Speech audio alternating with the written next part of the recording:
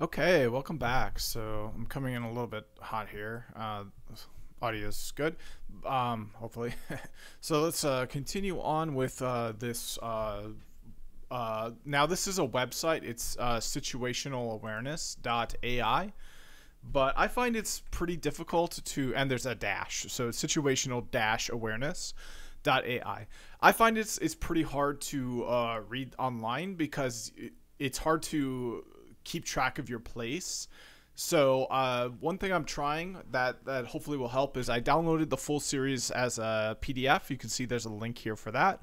Then I uploaded it to my Kindle. So now I can add bookmarks, I can do highlights, and it's easier to engage with what I'm reading and to save my place. I'm kind of surprised that the internet doesn't have that figured out. Let me quick ask to ChatGPT. So one thing I'm kind of surprised by, and I accidentally did that, so let me undo that. So one thing I'm kind of surprised by is that when reading things on the internet, it seems like the internet hasn't really figured out how you can like bookmark your place and like come back to where you read. Like, yeah, you can bookmark a whole page and get back to a page, but let's say that the page contains 3 paragraphs and you've only read the first paragraph, and even that you haven't finished it entirely. You've only made it halfway through. So like normally you would, if you were reading a book, like use a bookmark and like dog ear a page, or like even if you could even just like draw a little soft pencil mark to like know exactly where to come back to. But like it seems like there's nothing like that on the internet. Like all you can do is like bookmark whole pages, web pages, but like within the web page you can't really keep track very easily of like where specifically you stopped reading. You're right, the traditional web browsers and many reading applications do not offer a granular bookmarking feature to mark your exact reading spot within a web page. Yeah, and I need However, that. there are some workarounds and tools that can help you achieve this. Browser extensions. Hypothesis. This is an annotation tool that allows you to highlight text on a web page and add notes. You can return to the exact spot later. Scribble. This is another extension that lets you highlight, annotate, and save your position on a web page. Liner. This tool allows you to highlight text and add notes directly on web pages, and it saves your progress. Read it later apps. Pocket. While primarily a bookmarking tool, Pocket allows you to highlight text and add notes within articles. Instant Paper. This app lets you save articles for later reading and offers highlighting and note-taking features. All right, so yeah, I know I can use like an app or something. I'm using AWS. I'm using Amazon Kindle app that I have downloaded as a client, and then I upload my PDF to it. So instead of reading directly on a web page, what I'm doing is I'm downloading the web page as a PDF. Thankfully, in this situation, the web page comes with that option, so it's easy for me to do for this particular thing that I'm reading. And then I upload it into Kindle, into the Amazon Kindle client app, and then I can use bookmarks on there, and I can make highlights and specifically mark where I finished reading using that app. So assign a letter grade to my choice of using this app, and if it's not an A+, tell me how I can improve. Your approach of using the Amazon Kindle app to read and bookmark web pages converted to PDFs is quite effective. Here's a breakdown of the strengths and potential areas for improvement. Strengths. Organization. Kindle provides a well-organized library where you can store and manage your documents. Bookmarking and highlighting. Kindle's robust features for bookmarking, highlighting, and adding notes are perfect for keeping track of your reading progress. Accessibility. You can access your documents across multiple devices. Yeah, Convenient it's for reading fine. on the go. Okay, yeah, it's fine. There's other X-ray for. Oh, okay, yeah, it's a Kindle app. All right, so yeah, I got an A. So let's continue getting an A and waste no more time and keep on reading here.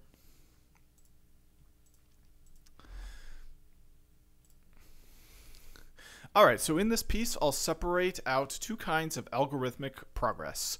Here, I'll start by covering within paradigm algorithmic improvements, those that simply result in better base models and that straightforwardly act as compute efficiencies or compute multipliers. For example, a better algorithm might allow us to achieve the same performance, but with 10 times less training compute. So yeah, in turn, that would act as a 10x, 1 order of magnitude, increase in effective compute. Later, I'll cover unhobbling, which you can think of as a paradigm expanding slash application expanding algorithmic progress that unlocks capabilities of base models. So yeah, you can think of it where not only do you have the option to scale it up by adding more power, you have the option to scale it up by making the current power it has run more effectively by improving upon the algorithms. If we step back and look at the long-term trends, we seem to find new algorithmic improvements at a fairly consistent rate. Individual discoveries seem random, and at every term there seem insurmountable obstacles. But the long-run trend line is predictable. A straight line on a graph, trust the trend line. So it's a multifaceted improvements. The reason it's so steadily improving is because there's so many different ways it can improve. You can build bigger data centers. You can improve the algorithms, and probably even more than that. Maybe we'll find out. You can unhobble.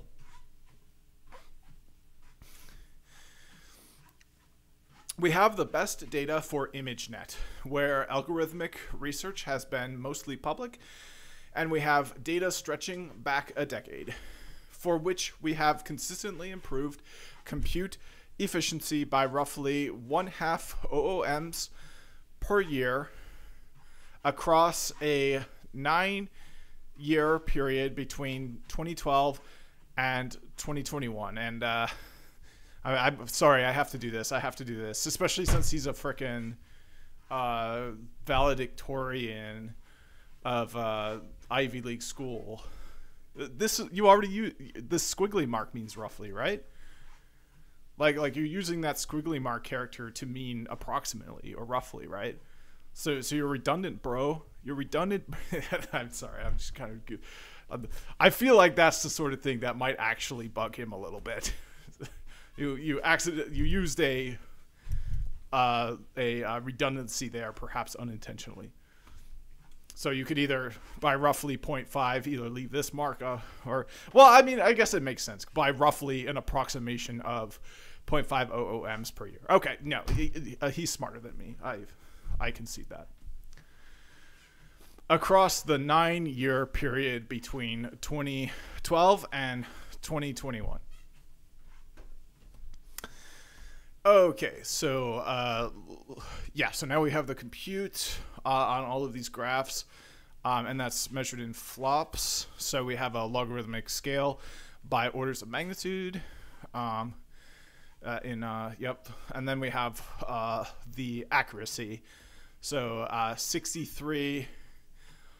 So as you add more compute, and so as you add more data, the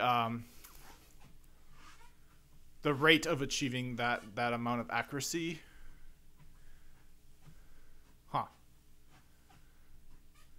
Oh, so and then here these are dates on here. So one thing that's happening over time is to achieve highly accurate results, you need less compute. Yeah, so Burrito frontiers in data and compute for AlexNet performance. The requirement for compute is going down over time. Pareto frontiers in data compute for various other types of, demonstrating that.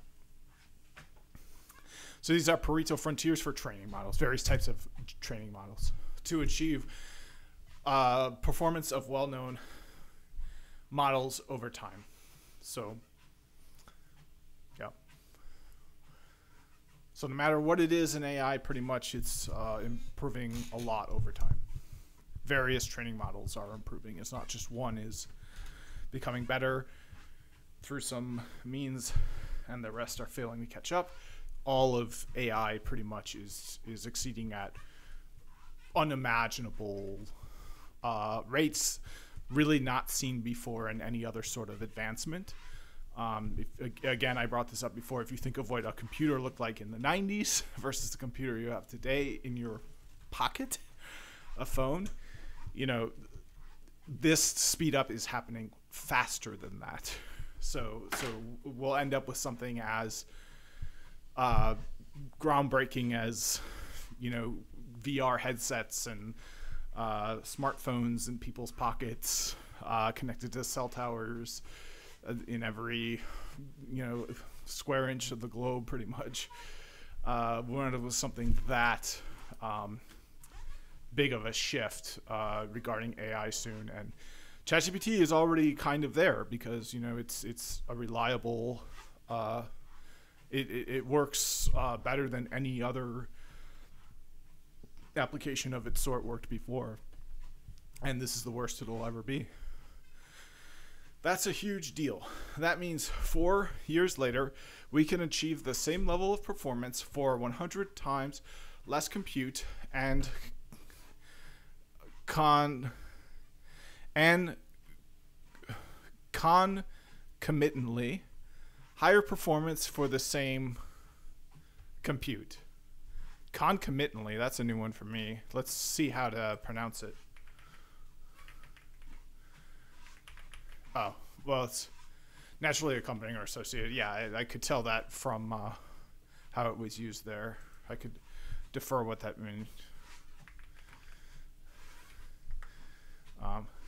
Concomitantly. Oh, concomitantly. I completely got that wrong for the pronunciation. Concomitantly. Yeah, that's a new one for me. At the same time, simultaneously. Concomitantly. Yeah, I don't know why anyone would use that word. Just use at the same time. It's even like concomitantly. It's 5 syllables at the same time. At the same time is 1 less syllable. But anyways, right, I guess concomitantly kind of is better than at the same time, because at the same, like, what do you mean by time when you say at the same time? But concomitantly, it's clear that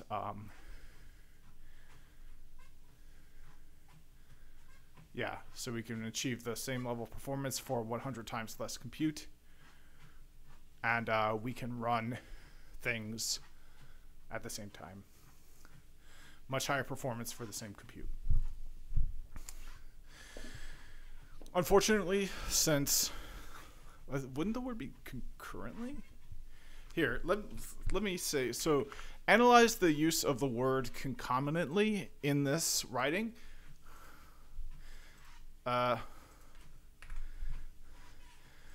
Analyze the use of the word concomitantly in this writing and assign the usage of that word a letter grade. Explore other words that could have been used instead, or a series of words such as at the same time. And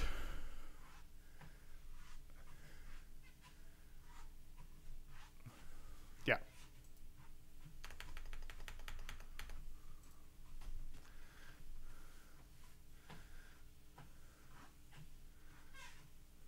The use of the word concomitantly in the provided text is appropriate and effectively conveys the meaning intended by the author. Okay. Here's an analysis of the usage and some alternatives. Analysis of concomitantly. Definition. Concomitantly means occurring or existing concurrently, simultaneously. Context. The sentence reads, we can achieve the same level of performance for approximately 100x less compute, and concomitantly, much higher performance for the same compute.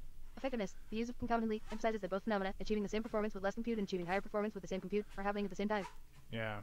Letter grade. A reason for rate. The word concomitantly is precise and correctly used, but it might be considered a bit formal or technical for some readers. Simpler alternative might enhance readability without sacrificing meaning.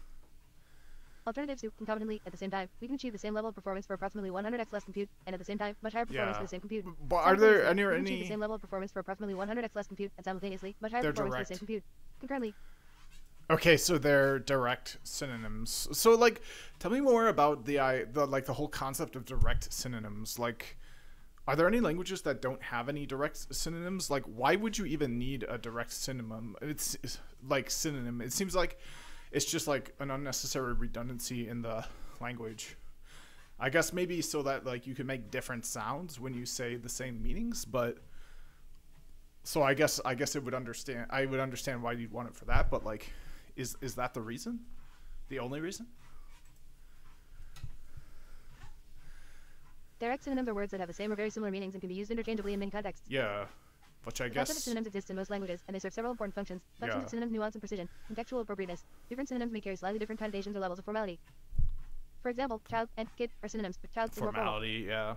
Emphasis and tone. Synonyms allow speakers to choose words that better match the tone they want to convey. For instance, happy and ecstatic both indicate positive emotions, but ecstatic is stronger and more intense. Yeah. Avoiding repetition. Using synonyms helps to avoid repetition, making speech and writing more engaging and less monotonous. This is particularly useful in longer texts. Yeah. Rhythm and sound. In poetry and prose, synonyms help maintain the rhythm, meter, and sound patterns.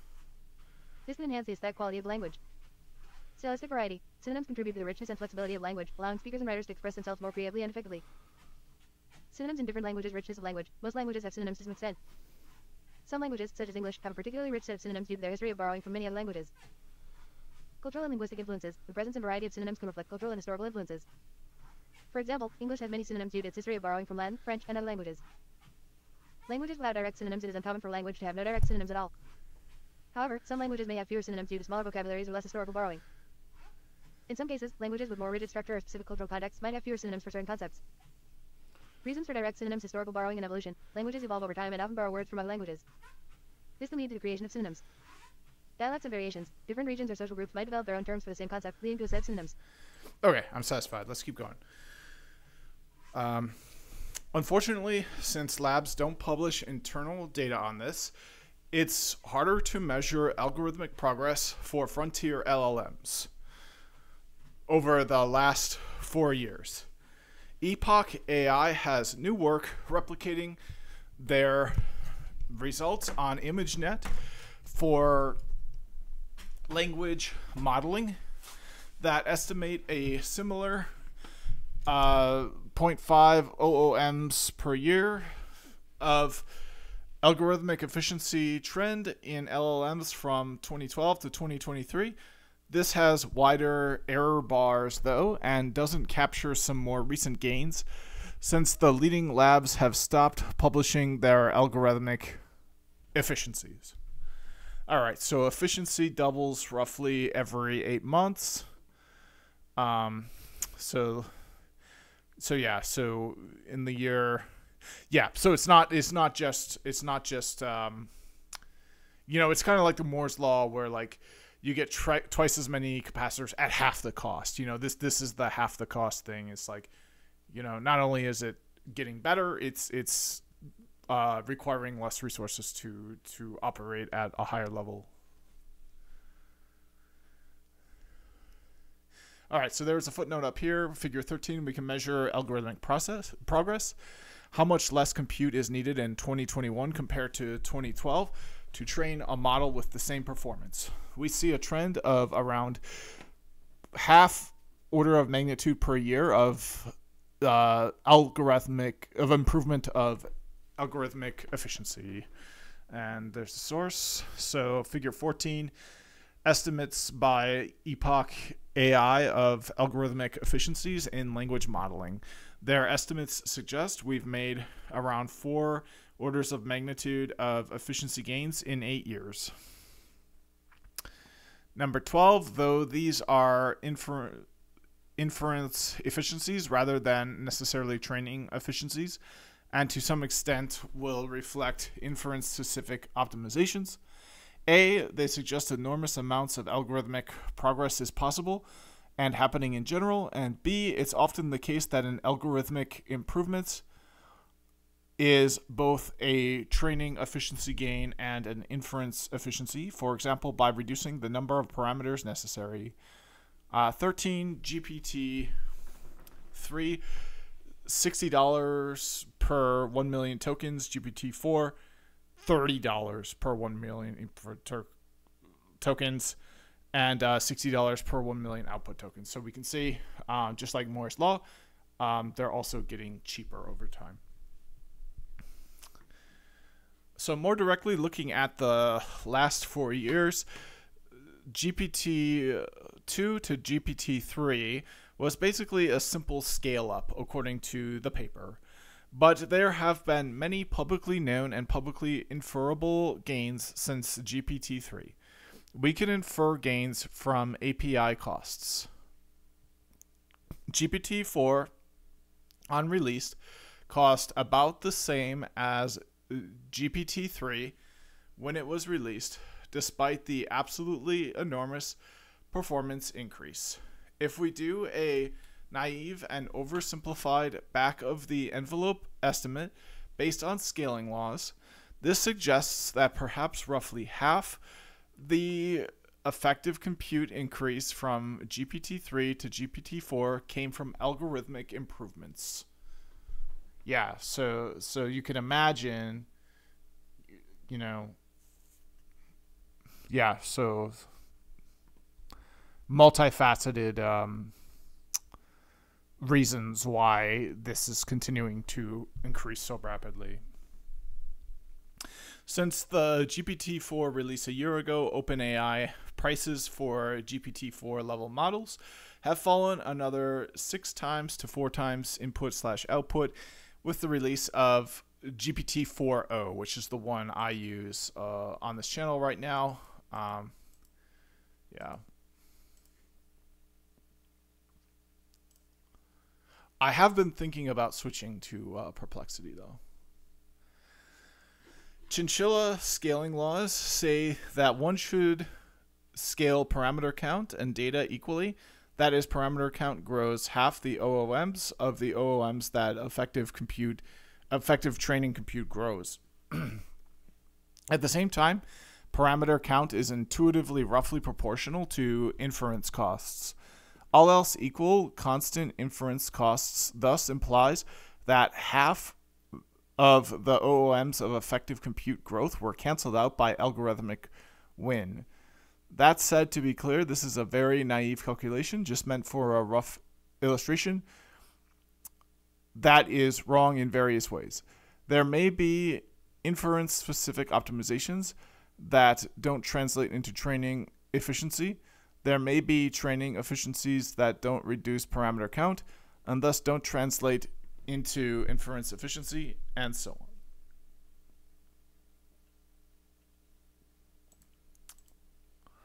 All right, so I need to pause and get some water. I'll be right back.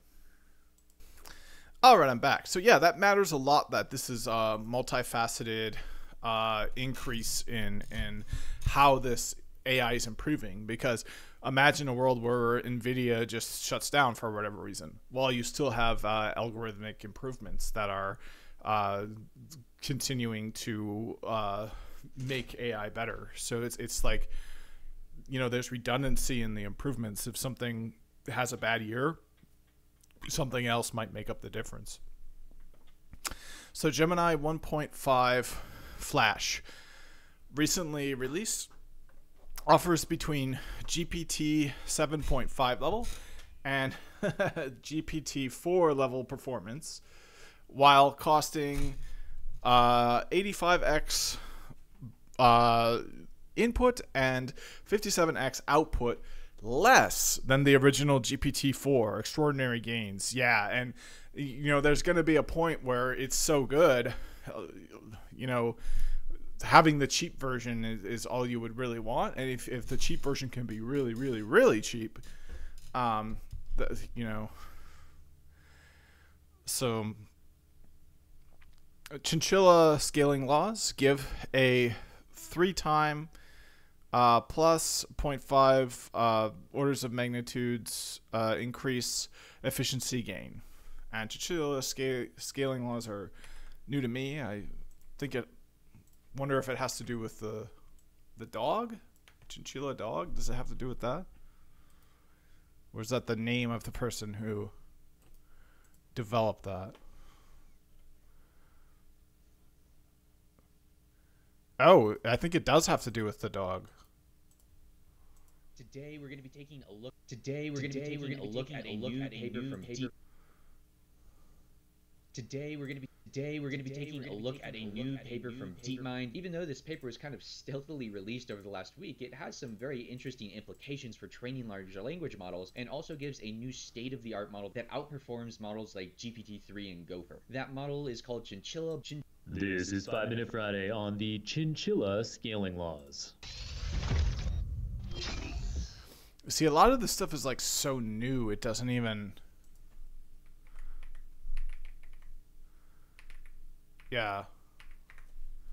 So this is like from a paper that was released in 2020. It's like a new mathematical... It's like an analysis that studied statistical relations between And yeah, a lot of this is like really cutting edge. And we're going to get to a point where like, you know, what good is, these AI models might not like creating scientific papers. So now they're capable of doing things that are just complete magic to all humans. I mean, imagine going back in time and doing something like using a battery power, using your phone. Imagine showing your phone to somebody, so many years ago, even if it didn't have a signal, like, you wouldn't have all of the scientific, you wouldn't be able to do that and explain all the scientific concepts behind it and cite the sources to all of the research papers. So like, a super advanced AI, like, would it want to do that too if it got too far ahead? Like, I don't know. All right, so Gemini 1.5 Pro claimed major compute efficiency gains, outperforming Gemini 1.0 Ultra, while using significantly less compute, with mixture of experts MOE as a highlighted architecture change. Other papers also claim a substantial multiple on compute of MOE, which stands for mixture of experts. There have been many tweaks and gains on architecture, data, training stack, etc. all the time. One thing I have to say about going back in time, though, is your phone battery is going to die in like a few days if you have a good phone. And their abacuses are going to continue working, and they spend all their day reading. They spend all their time walking. I think if you went back in history, you'd be pretty shocked at like how much better things are than like you thought they would be. Although people would have like syphilis and stuff. So like, I think sick people would be a lot, but even then it's like, how many chronically ill people were there back then? Like, I'm sure they died a lot faster. Like, I just feel like if you go back in time, it's hard to imagine what that would actually be like, and to automatically assume that like you'd be blowing everyone's mind with things that are better might not be the right assumption. Like, we know about germ theory now. We know about calories, just like how you like nutrition stuff. So like, yeah, I definitely think we're better off now than before, but it's this is my ADHD talking, so let's get back on track. Put together, public information suggests that the GPT-2 to GPT-4 jump included 1 to 2 OOMs of algorithmic efficiency gains. So decomposing drivers of progress, OOMs over time is increasing a lot, and it's almost, this algorithmic progress isn't something to scoff at. We can see it's almost it's at somewhat of a similar level of the physical compute scaling. It's less, but this is more of kind of the wild card. So it's not a small piece of the puzzle. It's a major piece of the puzzle. All right, so Gemini 1.5 Flash ranks similarly to GPT-4, higher than original GPT, lower than updated versions of GPT-4 on LMSYS, a chatbot leaderboard, and has similar performance on math and GPQA, evals that measure reasoning, as the original GPT-4, while landing roughly in the middle between GPT 3.5 and GPT-4 on MMLU, an eval that more heavily weighs towards measuring knowledge. All right, and I need a break. I'll be right back. All right, I'm back, feeling good for another 10 minutes or so. So, yeah, so at GPT-3 scale, more than 3 times at larger scales. This is a footnote for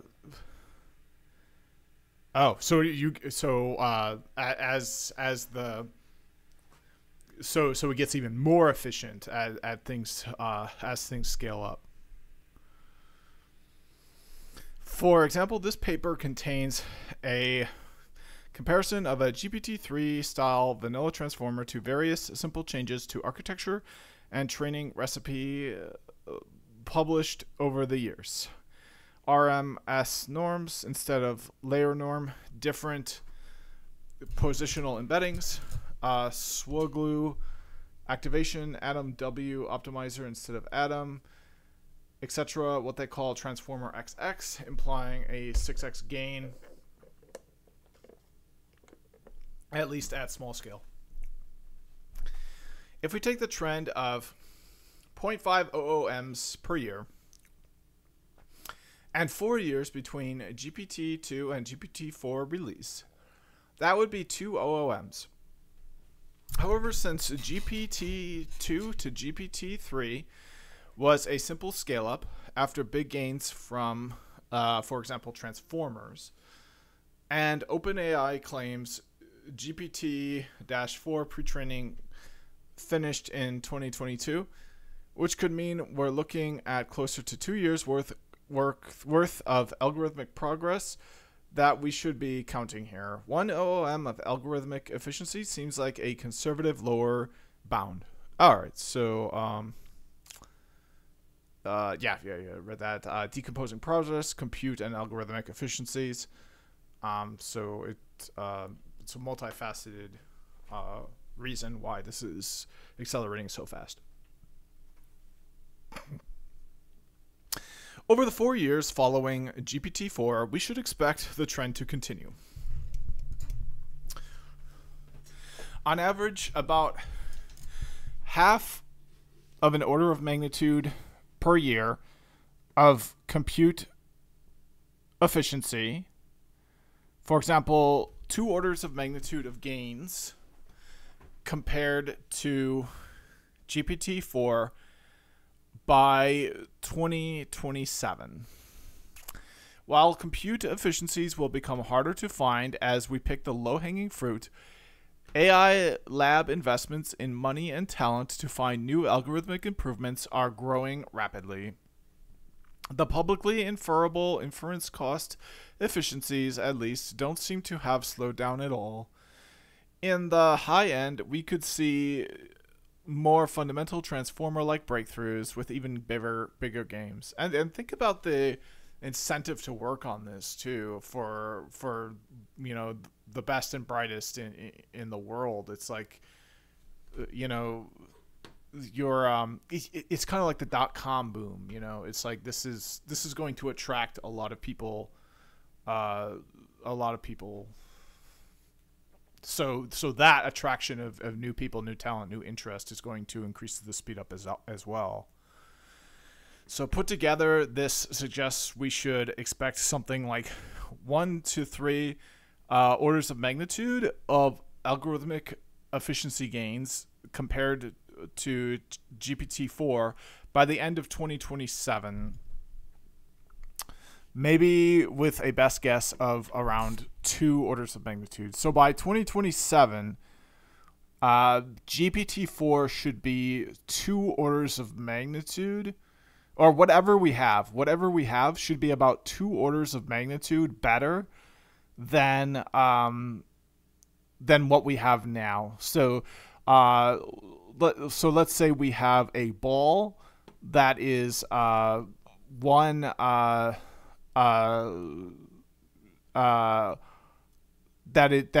is a foot in diameter.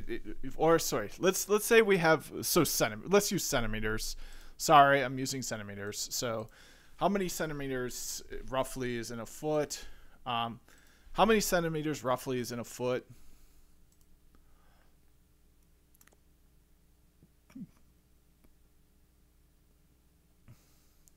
There are roughly 30.48 centimeters in a foot. This is Okay, so let's say we have a ball that is about 30 centimeters. For that ball to grow 2 orders of magnitude would mean that the ball would now be 3,000 centimeters. Is that correct? So what would the size of this new ball be? Yes, you're correct. If a ball that is originally 30 centimeters in diameter grows by 2 orders of magnitude, it would increase by a factor of 100. Wow. So, the new diameter would be 30 centimeters times 100 equals 3,000 centimeters 30x cm times 100 equals 3,000 x cm. Whoa. 30 centimeters times 100 equals 3,000 centimeters. To understand the size of the new ball, 3,000 centimeters. So okay, so I'm reading this thing on the growth of AI, and it's saying that by the end of 2027, AI will have grown in a way similarly dramatic to a ball the diameter of about a foot, about 30 centimeters, growing to half the size of a soccer stadium.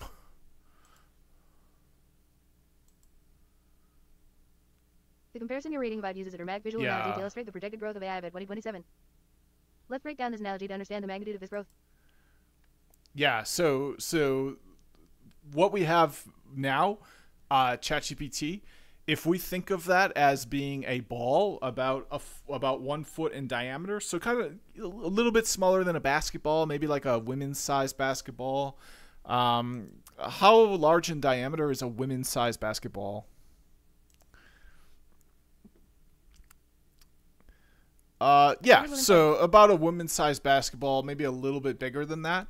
So imagine that we're holding in our hand right now this ball, this women's size basketball, and we're just gonna put it in the closet somewhere, and we're just gonna leave it sit there for 2027, and we're just gonna let it grow at the rate AI is gonna grow. When we come back, it's gonna be half the size of a soccer field in 2027. It's going to be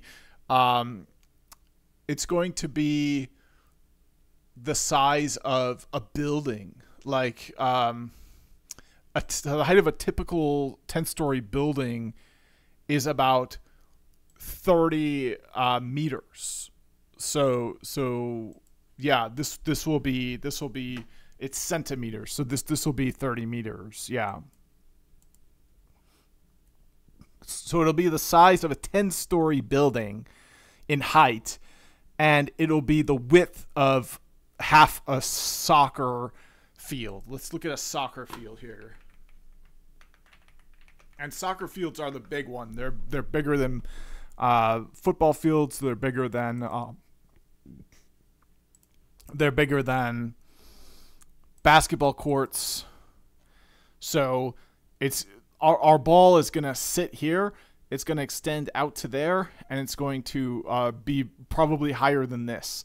That's what the size of our thought experiment for how ChatGPT is going to change by 2027.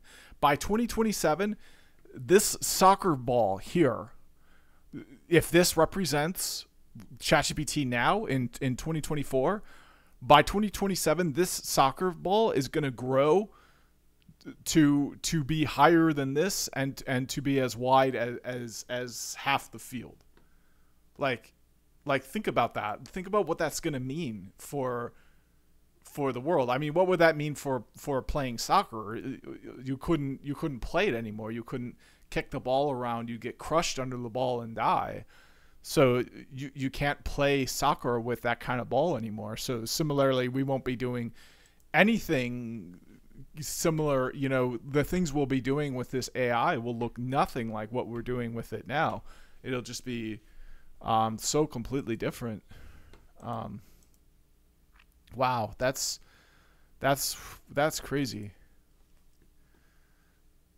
Okay, so over the 4 years following GPT-4, we should expect the trend to continue. And how big is...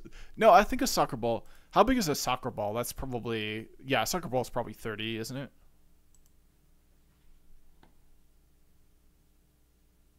Yes, you're correct. Yeah. A standard size 5 soccer ball, which is the size used in professional and international play, typically has a circumference of 68 to 70 centimeters. Oh, see, a soccer ball is smaller too.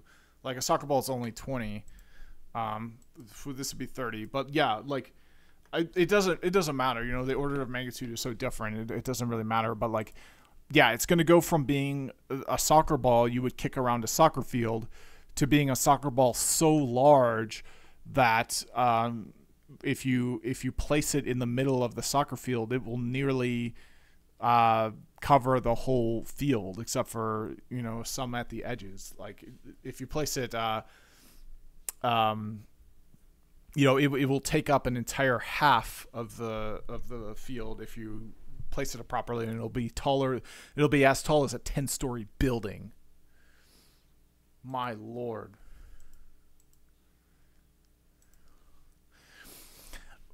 Over the 4 years following GPT-4, we should expect the trend to continue. On average, about half OOM's order of magnitude per year of compute efficiency.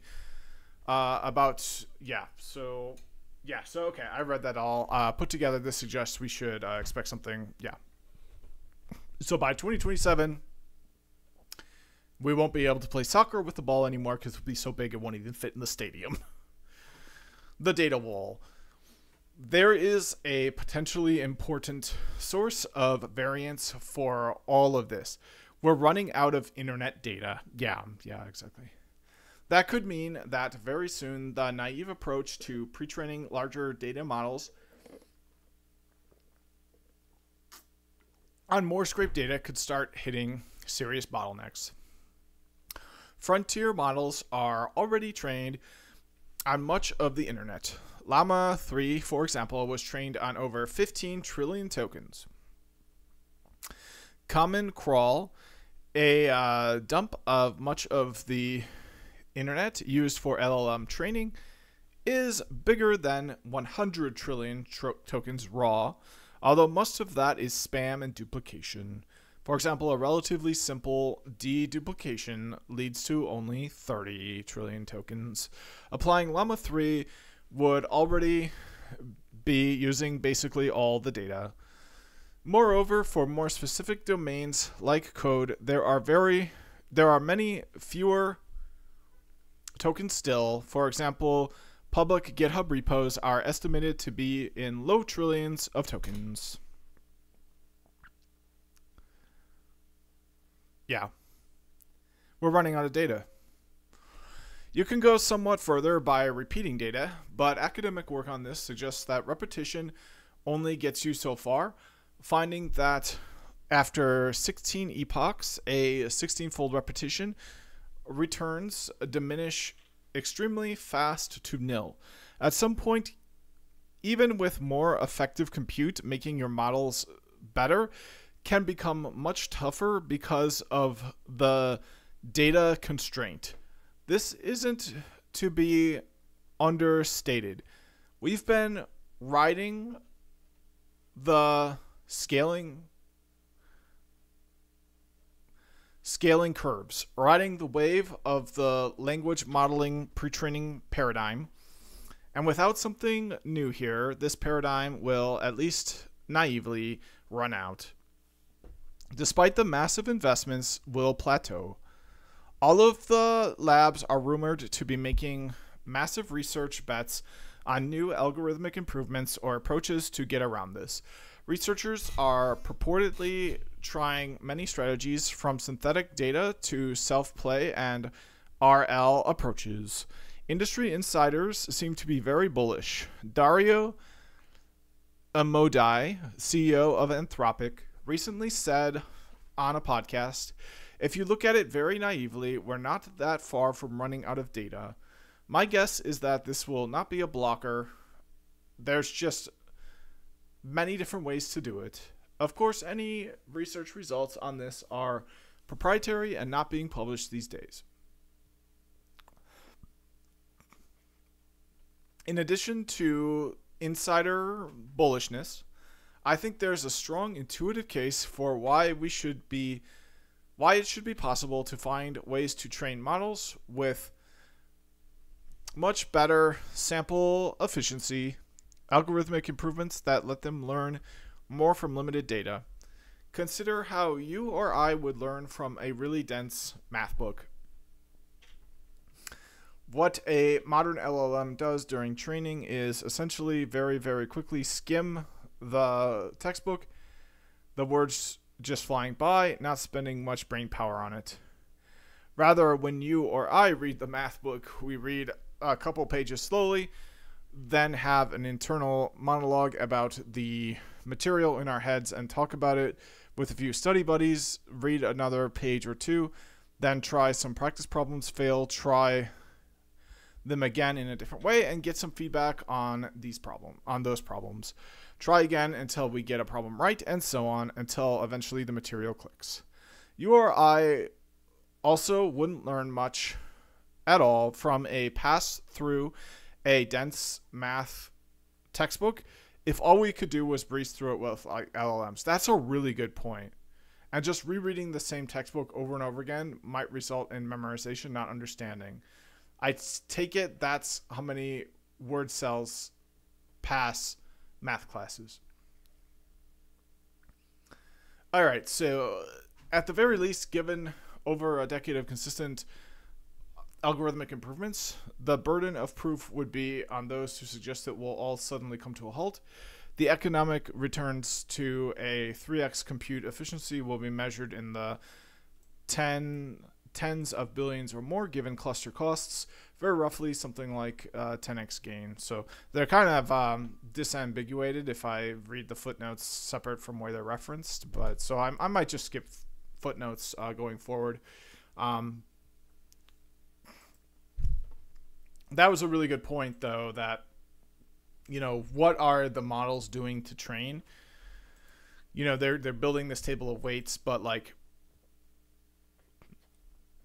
you know, how deeply are they actually, you know, engaging with the material they're being trained on? Can we get them to engage with it more deeply? Can we get them to, if they were a tennis player, do more reps with better form, with better nutrition and recovery techniques, with better recovery habits, with better, you know, with better understanding of the game, you know, rather than just you know, playing games and yeah. So good point there. But perhaps then there are ways to incorporate aspects of how humans would digest a dense math textbook to let the models learn much more from limited data. In a simplified sense, this sort of thing, having an internal monologue about material, having a discussion with a study buddy, trying and failing at problems until it clicks, is what many synthetic data / self-play / RL approaches are starting to do. All right, and I think that's all the time I have.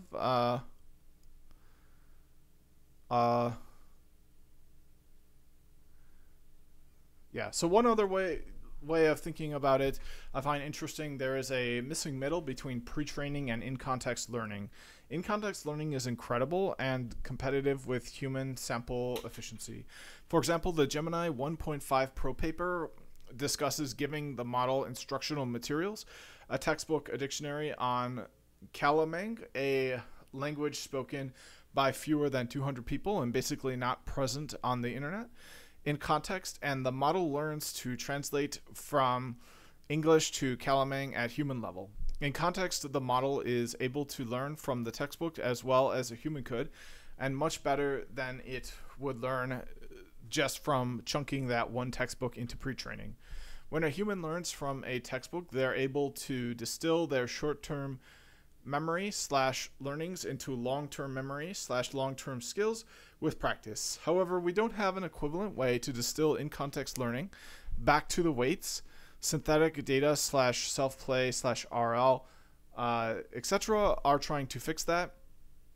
Let the model learn by itself and then think about it and practice what it learned. Distilling that learning back to the weights. The old state of the art of training models was simple and naive, but it worked, and nobody really tried hard to crack these approaches to sample efficiency. Now that it may become more of a constraint, we should expect all the labs to invest billions of dollars and their smartest minds into cracking it. A common pattern in deep learning is that it takes a lot of effort and many failed projects to get the details right, but eventually some version of the obvious and simple thing just works. Given how deep learning has managed to crash through every supposed wall over the last decade, my base case is that it will be similar here. Moreover, it actually seems possible that cracking one of these algorithmic bets like synthetic data could dramatically improve models. Here's an intuition pump. Current frontier models like Llama 3 are trained on the internet, and the internet is mostly crap. It is. Like e-commerce or SEO or whatever. Many LLMs spend the vast majority of their training compute on this crap rather than on really high quality data. For example, reasoning chains of people working through difficult science problems. Imagine if you could spend ChatGPT 4 level compute entirely on extremely high quality data. It could be a much, much more capable model. So not only do you not need to improve the compute to make progress because the algorithms will become more efficient over time, you don't even have to improve the algorithms either, because if you can train it to favor the higher quality data more than the lower quality data, that's all you have to do is just, and that's a algorithm improvement, I guess. But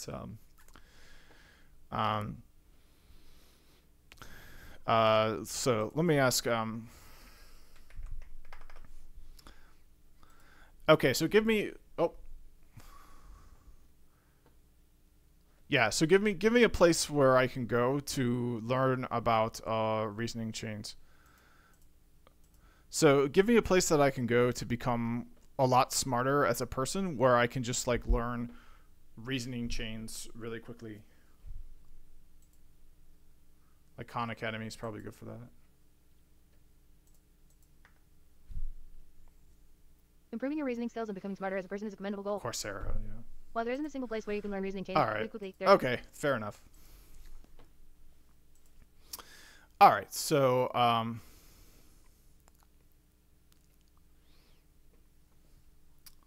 all right, old state-of-the-art training models was simple and naive, but worked. Yeah, there we go. So intuition pump. Imagine you could, yeah. So I look back at AlphaGo, the first AI system that beat the world champions at Go decades before it was thought possible, is useful here as well. See also Andre Karpathy's talk discussing this here.